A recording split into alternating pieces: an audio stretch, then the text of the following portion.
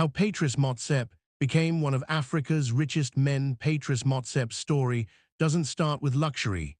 It starts with a small township business, discipline, and a vision far bigger than his environment. Born in Soweto in 1962 during apartheid South Africa, Motsepe grew up watching his father run a small spaza shop that served mine workers. I was an entrepreneur. My father was an entrepreneur. I grew up in a family. He learned how money moved, how customers behaved, and how business decisions affected survival. That shop was his first classroom. Education became his escape route and his weapon. Motsepe went on to study law at the University of the Witwatersrand, becoming one of the first black partners at a major South African law firm. But law was never the final destination. It was a stepping stone into bigger deals.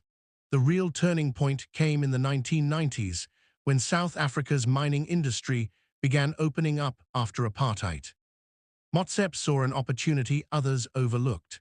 While many investors feared struggling gold mines, he saw hidden potential. He bought underperforming mines at low prices and used an innovative strategy. When I started my businesses, we bought mines that everybody said, but I mean, how can this guy buy mines that are unprofitable, that are marginal, that are old, that are being closed? And the president of the mine workers, they had about 350,000 workers at the time. He was a very good friend. He then went and in the newspapers, the headline of the newspapers, I know because Pressure showed me, the headline of the papers were, Patrice Motsepe buys dead dogs. Dead dogs. And but we knew what we were doing. We knew that we had a method of running this business, at the heart of which was a partnership with the workers. And we could not pay them what the big mining companies were paying them. We were paying them a little bit less, but we guaranteed them, assured them, that based on profitability, they would share in the profits and they would make more money than what they earned previously. So he paid workers based on productivity, motivating them to increase output. The mines that others considered finished suddenly became profitable. This bold move led to the birth of African Rainbow Minerals, the company that would transform him into a billionaire. He didn't just invest in gold, he expanded into platinum, coal, iron ore, and other natural resources. Start the startup. Let me use another word. Begin the new venture. Let's make things happen.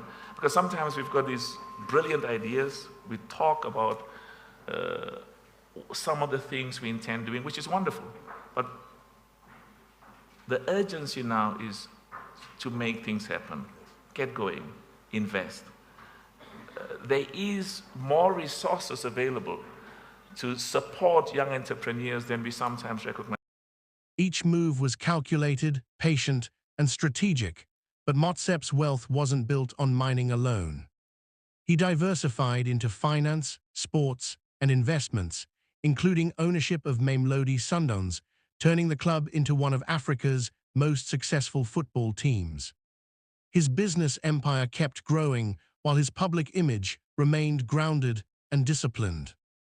What makes his story powerful isn't just the money, it's the mindset. Motsepe became the first black African billionaire on the Forbes list not through luck, but through timing, risk-taking, and understanding industries others ignored.